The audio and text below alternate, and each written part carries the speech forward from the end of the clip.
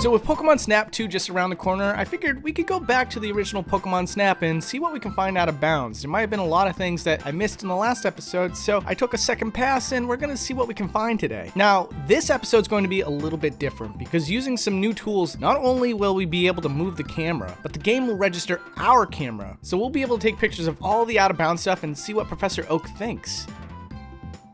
You were close. So first off, we're going to be looking at reflections. I've covered reflections on the N64 games before, and usually this effect is achieved by having the models replicated on the opposite side of a plane. It's not a true mirror, it's doubling up on all these models. And I was surprised to find out that Pokémon Snap does the exact same thing, especially since those reflections are so faint. And what's interesting is that by modding the game slightly to remove the water plane, the reflection models are no longer obstructed, and Professor Oak will count the reflections as extra Pokemon in the background. And taking pictures of the reflection alone works too. Well done. One thing I didn't touch on last time is the Scyther grassy area. It's interesting because not only can he be seen before he's hit by a Pester Ball, but he's constantly teleporting to different spots in the grassy area, which explains why sometimes you miss him.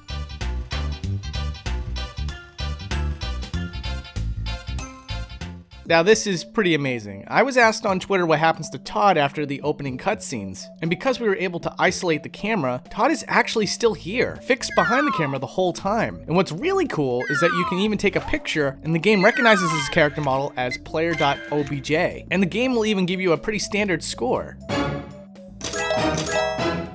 Wonderful. Alright, I know it's common knowledge now, but honestly, I'm probably one of the few people who didn't know Pokémon Snap was built on the same engine as almost every other N64 game. And what kind of person would I be if I made this video without looking at some of the remnants from another game? And I might have found something. Amazingly, there's a texture in here that just goes completely unseen by the player.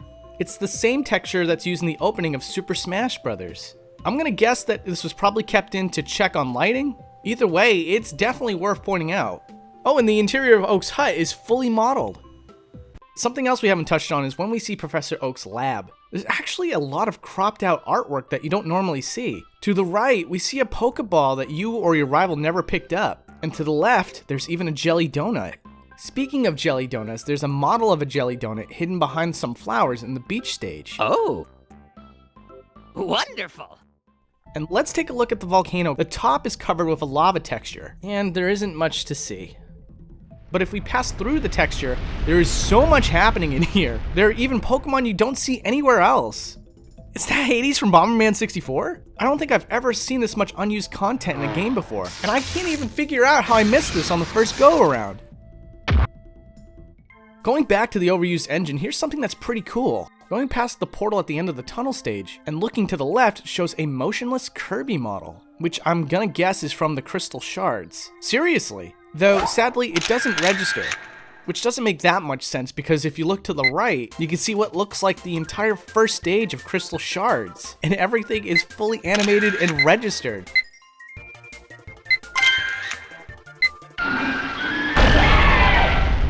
Oh my god, are you seeing this?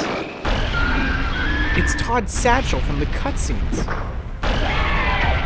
There's an R-Wing hidden outside the volcano level. You probably already know there's an R-Wing hidden in the code of Ocarina of Time because it was used as a base for Valvagia's movement patterns. Likewise, an R-Wing can be found in Super Mario 64, even in Pokemon Stadium's Run Rattata Run. This R-Wing probably had a similar purpose and must have been a placeholder for Moltres, which explains Moltres' movement patterns. It can be coded back, but the game still registers it as Moltres. Oh.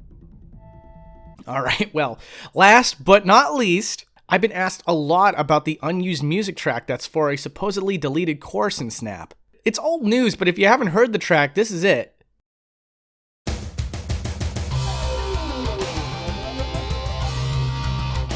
And I'm happy to show you that the entire course can be found. It's above the river of all places.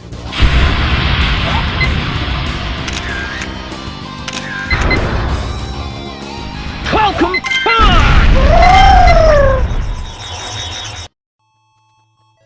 I love April Fool's Day. Let me know at what point you realized that this was all a joke. Give me like the timestamp in the comments section. I'm very curious about it. This was all animated by Hat Loving Gamer. He's an animator, YouTuber, does all sorts of Nintendo stuff, and he's done a lot of Pokemon Snap parodies actually. They're kind of criminally underlooked, so if you could do me a favor, if you had a fun time with this video, just check out one of his videos. I'm gonna put at least 1 or 2 in the outro here. I'm also gonna pin a comment to at least one video that you can check out as well. Very fun and talented. It's definitely worth to have in your subscription feed. But if you've never been to this channel and you just got goofed by me, I'm so sorry. Why don't you go check out one of my real episodes? There is a real Pokemon Snap episode with the actual voice of Professor Oak doing the intro. It's an oldie but a goodie. I'll have a link to that as well in the video description and here. Thank you guys for watching. Hope this was fun.